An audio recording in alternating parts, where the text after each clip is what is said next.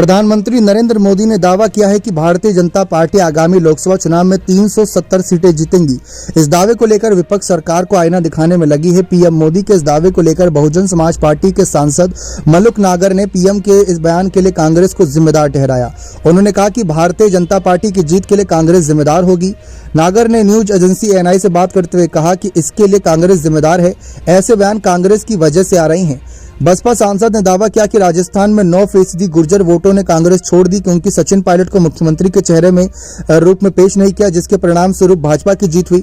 नागर ने कहा कि राजस्थान में भाजपा इसलिए जीत गई क्योंकि सचिन पायलट को धोखा दिया और उन्हें मुख्यमंत्री का चेहरा नहीं बनाया, इसलिए 9% गुर्जर वोटों ने साथ छोड़ दिया। बसपा विधायक ने सांसद ने आगे कहा कि अगर कांग्रेस ने 4-5 राज्यों में उनके विधायकों को तोड़ने के लिए उनकी पार्टी से माफी मांगी होती और पार्टी प्रमुख मायावती को प्रधानमंत्री पद का उम्मीदवार घोषित किया होता तो प्रधानमंत्री इस तरह के बयान नहीं देते। उनको एक डर रहता कि मायावती सामने है तो मायावती के रहते कैसे 400 सीट जीतेंगे। प्रधानमंत्री नरेंद्र मोदी ने गुरुवार को राष्ट्रपति के अभिभाषण पर धन्यवाद प्रस्ताव के दौरान कहा, केवल 100-125 दिन बचे हैं। मैं संख्या में नहीं जाता, लेकिन मैं देश को मोड़ देख सकता हूं।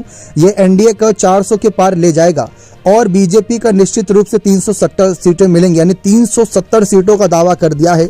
जहां एक तरफ बसपा समर्थक नेता चाहते हैं कि मायावती इस बार प्रधानमंत्री बने, उत्तर प्रदेश में 60-65 सीटें जीती जाएं, तो उत्तर प्रदेश की 80 की 80 सीटें जीतने के लिए भाजपा तैयारी कर रही है। कहा जाता है कि गेहूं जब पिसता है तो घुन भी पिसता है। वही हालत मायावती की बसपा की होने वाली है।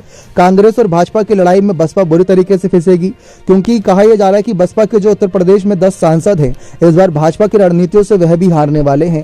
यानी कि भाजपा की नजरें तो 80 की 80 सीटों पर है। अगर मायावती की बसपा एनडीए के साथ शामिल होती है तो हो सकता है कि यह सीटें उनके लिए बच जाएं, लेकिन फिलहाल तो ऐसी स्थिति बिल्कुल भी नजर नहीं आ रही है। क्या आप मलुक नागर की बात से सहमत है कि अगर कांग्रेस मायावती को प्रधानमंत्री पद का दावेदार बनाती तो पीएम मोदी ऐसी बात नहीं करते? तो अपने कमेंट सेक्शन में अवश्य रखिएगा। बहुत बहुत धन्यवाद।